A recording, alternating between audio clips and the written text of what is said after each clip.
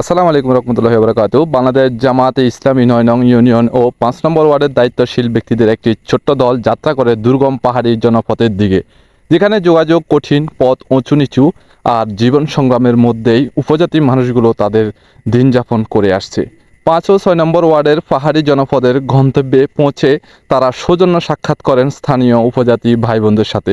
হাসিমুখে কৌশল বিনিময়, দোয়া প্রার্থনা আর দায়িত্বশীল ভাত্তার পৌঁছে দেন তারা এবং ভোট চেয়ে নেন দাঁড়িপাল্লা মার্কায় একটি বিশ্বাসের প্রতীক হিসেবে। কিন্তু জামাতে ইসলামী শুধু ভোট চাননি, তারা সময় দিয়েছেন, মন দিয়ে শুনেছেন পাহাড়ি মানুষের কষ্টের কথা। স্থানীয়রা তুলে ধরেন দুটি বড় সমস্যার কথা। প্রথমত, বিশুদ্ধ পানির অভাব। পাহাড়ি অঞ্চলে মাটির নিচ থেকে পানি তোলা যেমন কষ্টকর, তেমনি নিরাপদ পানীয় দুষ্প্রাপ্য।